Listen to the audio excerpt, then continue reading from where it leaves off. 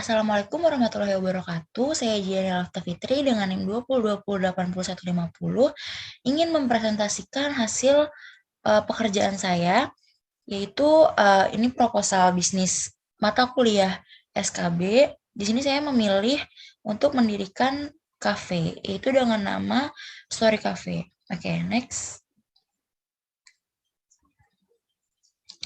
Kenapa saya mendirikan ini? Alasan saya memilih mendirikan usaha coffee shop ini karena coffee shop sekarang adalah sebuah tempat yang biasa dijadikan pilihan untuk refreshing bagi sebagian orang.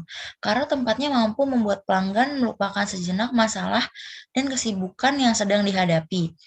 Saya memilih minuman kopi untuk dijual di coffee shop ini karena minuman ini merupakan salah satu kebutuhan manusia yang setiap saat harus selalu dikonsumsi. Saya pribadi juga kalau ingin menugas atau ingin ingin sendiri gitu ya, ingin tenang itu biasanya saya akan pergi ke coffee shop gitu. Kalau misalkan saya nugas tuh kayak saya pengen lebih fokus itu, saya pasti akan datang ke coffee shop. Oke, next. Selanjutnya itu ada aspek pemasaran. Strategi pemasaran. Konsumsi kopi masyarakat Indonesia memang terus meningkat hingga 1,3 kg per kapita per tahunnya. Namun jumlah tersebut masih lebih rendah dibandingkan Amerika Serikat yang konsumsinya mencapai 4,3 kg per kapita. Indonesia tidak kalah dengan negara-negara importir kopi. Dengan begitu, seharusnya kita tidak kesulitan untuk mendapatkan biji kopi terbaik. Ini adalah peluang untuk meningkatkan tren konsumsi kopi melalui strategi pemasaran yang tepat. Bisnis kedai kopi yang saya akan bangun menerapkan strategi pemasaran seperti yang berikut ini. Yang pertama, mengutamakan kualitas produk. Meskipun harga kopi relatif lebih mahal dibanding produk sejenisnya, tapi apabila cita rasa dan aroma kopi dapat memuaskan konsumen, hal ini akan menjadi kelebihan. Yang kedua, memposisikan dirinya sebagai rumah ketiga. Sejak awal, ciptakan kedai kopi sebagai rumah ketiga bagi semua orang yang berpergian dari rumah dan tempat kerja. Jadi kedai kopi itu bukan sekedar tempat untuk membeli secangkir kopi, melainkan sebuah tempat berkumpul untuk bersosialisasi dan berdiskusi, terutama bagi para pelajar dan profesional muda. Yang ketiga itu kepuasan pelanggan. Dari pintu masuk ke dalam kedai kopi hingga tetes kopi terakhir, konsumen harus bisa merasakan keunikan dalam pengalaman mencicipi kopi di kedai kopi ini. Selanjutnya itu ada inovasi. Kami akan terus menciptakan ide kreatif dan inovatif dalam menambah pilihan produk atau jasa. Dengan menambah rasa yang berbeda pada kopi, menambahkan menu makanan, dan juga menjadi salah satu yang pertama dalam menyediakan fasilitas internet di kedai kopi ini. Yang kelima, itu ada pemilihan lokasi. Dalam memilih lokasi, kami memilih di area-area tertentu sehingga membuatnya sangat mudah ditemui di jalanan kota, karena menurut saya lokasi itu penting dalam memasarkan kedai kopi ini kepada masyarakat. Selanjutnya itu ada eksistensi di media sosial. Kami menerapkan cara untuk memperkuat eksistensi di media sosial, yaitu dengan cara meningkatkan engagement di media sosial dengan beriklan. Seperti membuat akun Instagram dan mempromosikannya kepada influencer-influencer dan juga mengupload atau mengunggah video-video di TikTok. Menurut saya itu akan menjadi media promosi yang tepat. Selanjutnya, memberikan promo untuk momen atau hari tertentu. Oke, next. Selanjutnya ada analisis SWOT Story Coffee. Yang pertama itu ada strength atau kekuatan. Kekuatan yang pertama itu adalah menu variatif dengan menu-menu tambahan baru setiap bulannya. Yang kedua ada harga terjangkau, yang ketiga ada desain coffee shop yang unik serta membawa ketenangan dan kenyamanan bagi mereka yang datang berkunjung. Selanjutnya itu ada promosi yang menggoda minat masyarakat. Selanjutnya ada lokasi yang cukup strategis. Dan yang terakhir itu adanya service mobile coffee. Dan yang selanjutnya itu ada weakness atau kelemahan. Kelemahan yang pertama itu adalah brandnya itu belum dikenal karena ya kita itu kan baru keluar gitu. Dan selanjutnya itu ada service mobile coffee shop yang disediakan itu masih belum cukup untuk menjangkau untuk seluruh masyarakat di Jakarta. Selanjutnya itu ada opportunity atau peluang. Yang pertama, peminat kopi di Indonesia terus bertambah dari tahun ke tahun. Yang kedua, belum banyak gerai-gerai coffee shop di Indonesia. Yang ketiga, tingkat permintaan lebih tinggi daripada penawaran yang ada di Indonesia. Yang terakhir itu ada threat atau ancaman. Yang pertama, bersaing dengan pesaing yang sudah cukup lama terjun, baik yang berasal dari dalam negeri maupun luar negeri. Selanjutnya itu ada munculnya pesaing-pesaing baru yang ingin ikut bersaing. Next.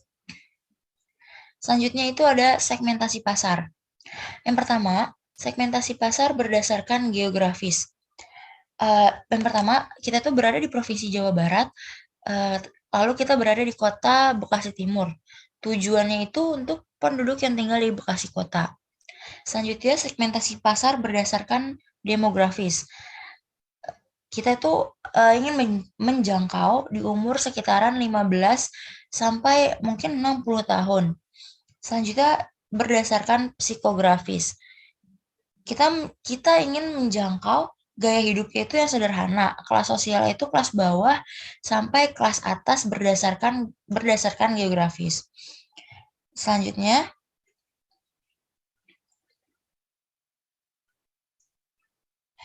itu adalah positioning. Keunggulan kompetitif yang ditawarkan. Yang pertama, mempunyai menu andalan kopi rasa anggur yang membedakan dari kafe-kafe lainnya. Yang kedua, kenyamanan suatu tempat untuk berkumpul yang menyediakan berbagai makanan dan minuman, seperti menyediakan fasilitas Wi-Fi dan full music. Yang selanjutnya, pelayanan yang santai namun tetap tepat sehingga pengunjung puas. Yang selanjutnya itu adalah kedai kopi. Kami mencoba menerapkan sistem green marketing yang ramah lingkungan dalam melaksanakan bisnisnya. Sistem ini diimplikasikan secara konkret melalui daur ulang sisa limbah produksi. Misalnya sisa bungkus kopi dijadikan kerajinan tangan untuk dibuat tempat sampah dan lain-lain. Selanjutnya, sistem ini menjadi keunggulan dibandingkan dengan usaha sejenis di sekitar, mengingat pada masa sekarang kesadaran masyarakat akan lingkungan hidup semakin tinggi sehingga mempengaruhi proses pengambilan keputusan dalam memilih produk atau jasa yang digunakan. Next. Nah, ini ada menu-menu yang ditawarkan. Yang pertama itu ada kopi susu, creamy hazelnut, cappuccino, cafe latte, coklat, matcha vanilla, americano, espresso, wine coffee, dan yang terakhir untuk beverage-nya itu ada coffee beer. Selanjutnya untuk food-nya itu yang pertama ada roti bakar tiramisu, selanjutnya roti bakar Nutella keju, roti bakar coklat keju, roti bakar strawberry, roti bakar kacang, roti bakar blueberry, roti bakar isi daging, dan selanjutnya ada pisang bakar coklat keju, dan yang terakhir ada pisang bakar Nutella keju. Next. Selanjutnya ada harga. Berikut ini adalah patokan harga patokan harga yang ditawarkan di kedai kopi ini. Yang pertama, untuk semua varian jenis rasa kopi, kita dibanderol dengan harga paling murah itu di harga 12.000 dan yang paling mahalnya itu hanya 25.000 saja. Menurut saya ini adalah harga yang harga yang bagus gitu ya. Mengingat coffee shop sekarang ini rentan harganya itu ya paling murah paling 20.000 hingga paling mahal itu 30 ribuan gitu ya. Selanjutnya untuk makanan pendampingnya kita akan mematok harga yang paling murah itu hanya 12.000 saja hingga yang termahal itu 30.000. Oke, next. Selanjutnya itu ada aspek teknis. Yang pertama itu ada pemilihan lokasi. Lokasi usaha ini berada di pusat kota. Jadi bila ingin membeli bahan baku itu lebih mudah gitu untuk diterima. Next, lokasi usaha ini sangat strategis karena di sekitaran lokasi perumahan penduduk dan akses jalan utamanya yang memungkinkan untuk dilihat para konsumen. Selanjutnya, lokasi ini juga mudah diakses untuk para karyawan atau tenaga kami sehingga tidak perlu membutuhkan waktu yang lama untuk hadir. Selanjutnya, tersedianya sarana air dan listrik yang merupakan faktor utama dalam operasional. Next. Selanjutnya itu ada aspek manajemen. Yang pertama itu ada perencanaan atau planning. Pada tahap perencanaan ini yang perlu diketahui adalah jenis-jenis pekerjaan yang diperlukan agar aktivitas usaha dapat berjalan dengan baik dan efektif. Pada usaha coffee shop ini hanya dibutuhkan 6 orang karyawan agar dapat bekerja secara optimal. Yang pertama itu manajer, itu 1 orang, koki itu 1 orang, barista 2 orang, dan selanjutnya waiter atau pelayan itu 2 orang. Ini hanya gambaran saja ya untuk, hasil yang bisa dibilang maksimal gitu. Tapi kalau misalkan semakin besar usahanya, ya harus ditambah juga gitu SDM-nya. Next. Selanjutnya itu ada penyusunan personalia atau staffing. Ada beberapa kriteria yang harus dipenuhi oleh calon karyawan untuk menjangkau jabatan di coffee shop ini, antara lainnya yang pertama, manajernya. Manajer itu yang pertama harus berusia 20 tahun hingga 30 tahun, yang kedua mempunyai jiwa kepemimpinan, selanjutnya berpengalaman sebagai manajer minimal 1 tahun, mengetahui seluk-beluk keuangan dan juga pemasaran, pendidikan minimal itu D3, berpenampilan menarik, sehat jasmani dan rohani. Yang terakhir jujur dan bertanggung jawab. Selanjutnya itu ada waiter atau pelayan. Pria atau wanita yang berumur 17 sampai dengan 25 tahun, rajin, jujur, cekatan, dan bertanggung jawab, berpenampilan menarik, sehat jasmani dan rohani, dan yang terakhir berpendidikan minimal SMA. Dan selanjutnya itu ada koki. Pria yang berumur 20 tahun sampai 30 tahun mempunyai pengetahuan dan keahlian di dalam tata boga, dan selanjutnya bisa dilihat sendiri ya. Oke, terakhir itu ada barista. Barista itu kualifikasinya itu pertama pria atau wanita yang berumur 20 sampai 30 tahun, memiliki pengalaman minimal 1 tahun, ramah dan sopan dan dalam pelayanan, berpenampilan menarik, sehat jasmani dan rohani, memiliki ketelitian dalam penyajian kopi. Oke, next. Selanjutnya itu ada pengarahan atau leading. Pada bagian ini menjelaskan mengenai deskripsi jabatannya, spesifikasi jabatan, dan juga standar prestasi jabatan yang bertujuan agar karyawan mengetahui dan bertanggung jawab pada pekerjaannya masing-masing. Yang pertama, pemilik usaha. Dia itu harus mengawasi pekerjaan manajer dalam mengelola usaha. Selanjutnya, meminta keterangan dan penjelasan mengenai laporan keuangan.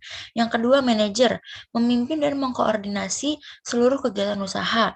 Yang kedua, membuat kebijaksanaan dalam perusahaan dalam bidang pemasaran dan produksi. Yang ketiga, mengangkat dan memberhentikan karyawan, menyusun rencana dan melaporkan laba rugi kafe. Yang terakhir itu merencanakan pembelanjaan yang disesuaikan dengan anggaran yang sudah ada. Dan yang ketiga itu ada koki. Dia menyediakan makanan untuk konsumen, bertanggung jawab atas kebersihan dapur, dan yang terakhir pengawasan dalam kualitas makanan. Dan yang keempat itu ada barista. Dia yang pertama menyediakan minuman untuk konsumen. Yang kedua bertanggung jawab atas kebersihan meja bar, dan yang terakhir itu pengawasan dalam kualitas minuman. Dan yang terakhir itu ada waiters atau pelayan. Yang pertama, tugasnya itu menulis daftar pesanan konsumen. Yang kedua, menjemput dan mengantar konsumen ke meja atau personal service. Dan yang ketiga itu membersihkan dan membereskan peralatan. Dan yang terakhir, tanggap akan kebutuhan konsumen. Next. Nah, selanjutnya itu ada standar prestasi jabatan atau kompensasi. Pemberian kompensasi bertujuan untuk menghargai jasa yang telah diberikan karyawan kepada kafe ini. Kompensasi terdiri dari gaji dan juga bonus. Pemberian kompensasi yang layak bertujuan untuk memacu karyawan agar bekerja lebih baik dalam melayani pelanggan. Adapun besar gaji yang diberikan kafe ini kepada karyawan adalah sebesar, yang pertama manajer itu sekitaran 2.500.000 per bulannya. Selanjutnya itu koki sebesar 1,5 per bulan. Selanjutnya ada barista 1,5 per bulan, dan selanjutnya itu ada waiters sebesar 1 juta per bulan. Next. Selanjutnya itu ada aspek keuangan.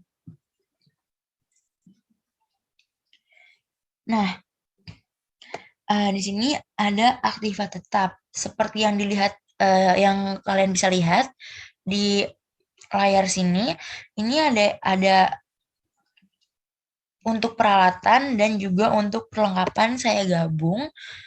Untuk peralatan itu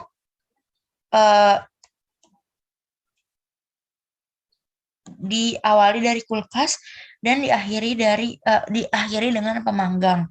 Nah, untuk perlengkapan diawali dari meja dan diakhiri dengan komputer. Untuk biaya peralatan ini total itu adalah 26.434.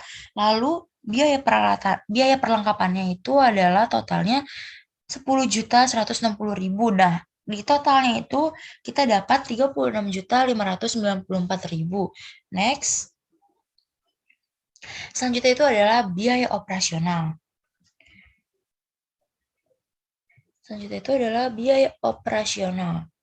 Yang pertama, dalam operasional itu adalah bahan baku.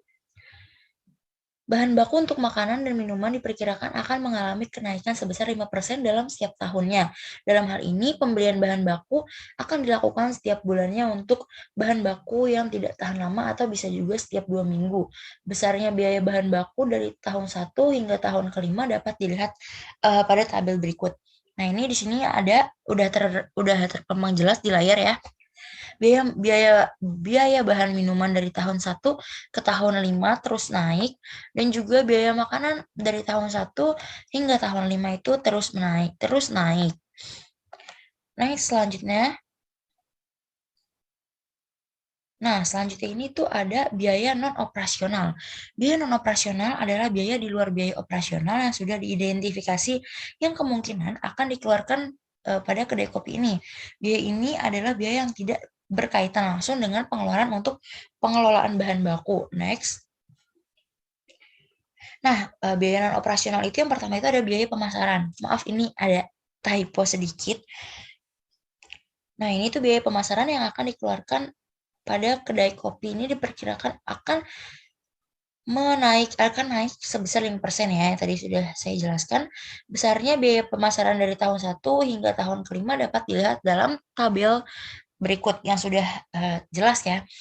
Tahun 1 itu sebesar 1.680.000. Nah, ini kan naik nih setiap tahunnya.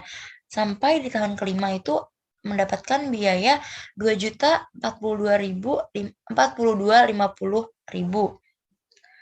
Nah, ini tuh ada estimasi biaya pemasaran per bulannya itu. Yang pertama, biaya pamflet per bulannya itu 70.000 per bulan dikali 12 bulan, sehingga mendapatkan total 840.000 per tahun. Dan yang kedua itu biaya flyer per bulan, itu harganya sama ya, 70.000 per bulan dikali 12 bulan, sehingga mendapatkan total yang sama, yaitu 840.000 per tahun, sehingga mendapatkan total 1.680.000. Oke, next. Selanjutnya itu adalah biaya gaji. Nah, ini biaya gajinya itu dari tahun 1 hingga tahun kelima itu naik terus ya. Nah, ini seperti yang udah jelas ya, biaya gaji waiters per bulan itu kan 1 juta per bulan dikali 2 orang. Jadi biaya gaji waiters per bulan itu kita mengeluarkannya itu 2 juta per bulan. Nah, itu kita kali 12 bulan jadi totalnya 24 juta per tahun. Selanjutnya untuk gaji kokinya per bulannya untuk satu orang itu 1.500.000, karena kita hanya memiliki satu koki, jadi untuk per tahunnya itu kita mengeluarkan biaya 18 juta per tahun. Selanjutnya biaya gaji baristanya. Barista ini memiliki gaji 1.500.000 per bulan. Nah, karena kita punya 2 barista, jadi per tahunnya itu kita mengeluarkan biaya 36 juta per tahun untuk 2 barista. Selanjutnya ada biaya gaji manajer. Karena manajer hanya 1 ya pastinya, jadi kita mengeluarkan biaya per tahunnya itu 30 juta per tahun. Next itu ada biaya listrik. Biaya listrik di coffee shop ini diperkirakan akan mengalami kenaikan sebesar 10% per tahun, dimulai dari tahun 1 sampai tahun kelima. Dalam hal ini, Biaya listrik dikenakan untuk pemakaian peralatan pada usaha ini. Besar biayanya itu dapat dilihat pada tabel berikut ya. Ini udah terlihat jelas tahun ke-1 hingga tahun ke-5 itu terus naik. Gak usah saya sebutkan, kalian bisa lihat sendiri ya, udah jelas kok ini di depan. Next. Nah, selanjutnya itu ada biaya lain-lainnya. Biaya lain-lain yang dimaksud ini adalah biaya-biaya yang mungkin akan dikeluarkan oleh coffee shop ini, tetapi bukan termasuk dalam biaya-biaya yang telah disebutkan tadi sebelumnya di atas. Misalkan biaya keamanan, biaya kebersihan, dan biaya untuk kesejahteraan karyawan yang mungkin akan diberikan. Nah, besar biayanya itu bisa dilihat dalam tabel di sini ya. Ini dari tahun 1 hingga tahun ke-5 tidak naik. Tetap 4 juta aja. Next. Selanjutnya itu ada biaya depresi. Aktiva yang mengalami depresi adalah peralatan dan perlengkapan coffee shop dan setelah 5 tahun ditaksir tidak mempunyai nilai residu.